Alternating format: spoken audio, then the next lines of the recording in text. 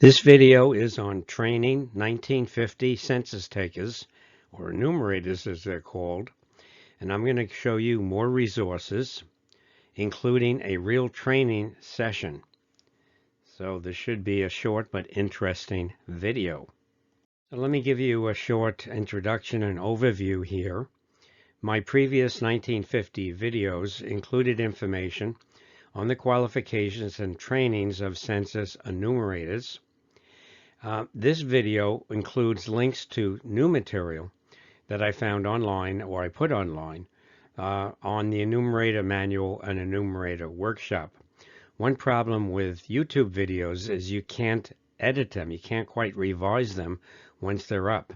You either delete them and then resubmit, and then you get a new address. I didn't want to do that. So the main part of the video, however, is a training session involving a film strip and a phonograph record narration. And in my previous talks online or here, I have just a short number of slides from that film strip. I'm going to show you the entire film strip. So first, there is a 1950 Enumerators Reference Manual. Online. Most of the instructions that you will find do not include the first part of this manual. But recently I did find a website that actually has a copy, an original copy of this enumerator handbook, and I would suggest you write this down. This is a shortened address for it. Of course, you could always stop the video at any time. Another thing I put online is, it's not in great shape, but it's in my memorabilia, is this 1950 Enumerators Workbook that you might enjoy. There are detailed instructions here as well. So for those of you who want to know more about how the 1950 census actually happened, how it was carried out, I would suggest that you get both of these new reference links that I have here. But the major part of this video is going to be a training session. Picture this: you're an enumerator being trained on the 1950 census. Everybody throughout the United States is going through this training. The training is going to be the same words given to everybody. And you're sitting there, and in the front of this training room, there's a film strip projector. There is a phonograph record player, and you're going to see over the course of your training 12 film strips. There are 12 rolls in the set. I happen to have 3 of them. And the person up front puts the film strip in the projector, and then there's the film strip here that we're going to be using, and then plays this phonograph record, and the record tells you about the slide that it's on, and then there's a tone, a beep tone, and the instructor advances the film strip 1 image. Now I keep looking for these records. I have not found them. But a number of years ago, I found online that audio engineer Andy Lanset of WNYC actually had one of the records and sent me a digitized version of it to use, and I appreciate that, and I acknowledge Andy in this video.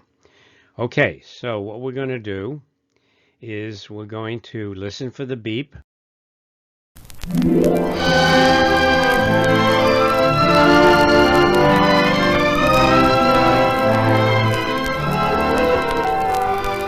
Where and how many? This film deals with how to find all places where people live and how to enumerate the people you find. If each enumerator failed to list only one person who should have been counted in this census, more people would be missed than there are in the entire state of Nevada. As a census enumerator, Your job is to call at every dwelling place in your enumeration district and account for all the people who are living there on the enumeration date. Your ED may fall in an attractive residential district, a business district, or a slum area. But regardless of where your ED is located, your problem is the same: to find all the places where people live. You should follow a systematic method in covering your ED. In cities or towns, begin at one corner of each block and proceed around that block. Don't run back and forth across the street. It's too easy to skip places if you do that.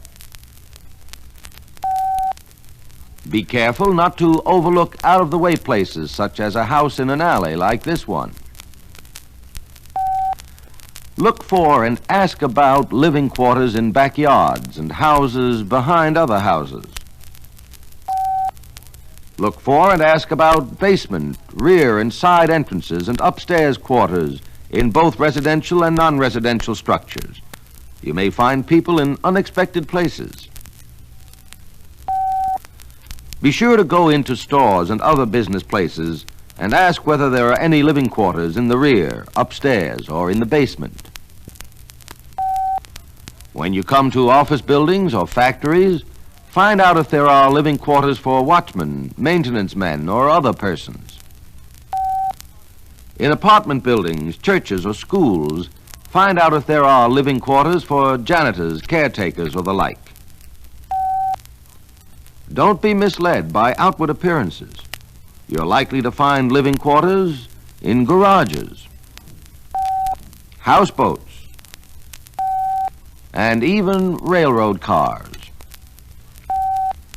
If your district is in a country area, begin at one corner of your ED and cover each road, lane, or path.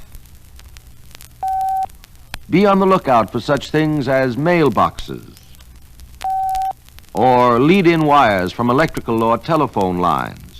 These may lead you to dwelling places. Watch out for and ask about places that may be hard to reach, like a house on a hilltop or on an island.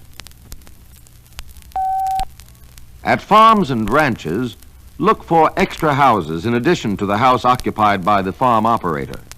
You may find living quarters on the place for hired hands, seasonal workers, or others. In rural areas, you should ask if there are other houses nearby and how they can be reached. As you locate places in which people live, you must be sure to find out about everyone who usually lives there. In this house, for instance, you have the family, a maid and her daughter who sleep in, and 2 roomers. All these people are residents of this household. You will enumerate all of them here, though they are not all members of the family. Be sure to enumerate people who usually live in your ED, even though they are temporarily absent from home on the enumeration date. Some will be away from home on vacation. Others may be away from home on account of illness, but you will enumerate them where they usually live. In contrast to these people, there are some who have no place where they usually live.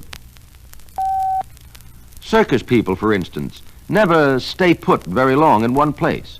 But if they happen to be staying in your ED on the enumeration date, you'll enumerate them. Where is the usual place of residence of a man in the armed forces? It's most frequently at his barracks or base, and he is enumerated there.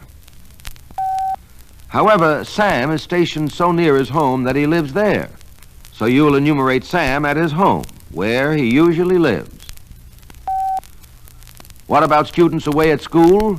Well, this one's easy. Students at college level and above are listed at the campus. Students attending schools below the college level are counted in with the folks at home, even if they're away from home. And then there's the case of Jane, who's just had a son in the Mercy Hospital and has not yet come home. Enumerate her as a member of the household as though she were home. Don't forget the new baby. He's a resident of his mother's home even though he has not yet left the hospital. In fact, you should be especially careful to get all small children. It's surprising how often people forget to mention them. People in institutions where they stay a long time are to be enumerated at the institution. For instance, Grandma Sim stays at the old folks' home. That's where she usually lives, and she will be enumerated there. Prisoners in jails and other penal institutions will be enumerated there. But that's enough on institutions. How about this situation? Sid Green's home is in your ED, but he's there only over weekends. During the week, he's supervising a construction job in Middletown, living right on the site of the project. What do? Since Sid's usual place of residence is in Middletown, where he spends more than half his time, he'll be enumerated there. Ordinarily, you'll not get census information about people who are there when you call but don't usually live there. However, there are a few cases where you have to enumerate such non-residents on a special form. We'll tell you how to do this later. These are the people you will enumerate. You enumerate on the regular schedule everybody who usually lives here, whether or not each person was here on the enumeration date. You enumerate on the regular schedule all persons who were here on the enumeration date if they had no usual residence elsewhere. If you are not sure whether you must enumerate any person on the regular schedule, consider whether he's likely to be reported elsewhere. If you believe he will not be enumerated anyplace else, you must enumerate him in your ED. The facts you obtain from your ED, combined with those from thousands of other EDs in the United States, will give us the answer to our question, where and how many?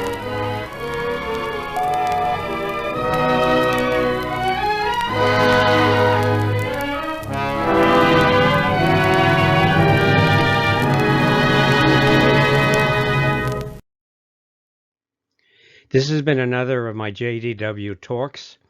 I have YouTube talks on census resources and Ellis Island, and that's half of my background basically. The other half is that I am a retired professional biologist, and so I have talks on natural history topics, optics for field work, and virtual birding field trips and information about birds.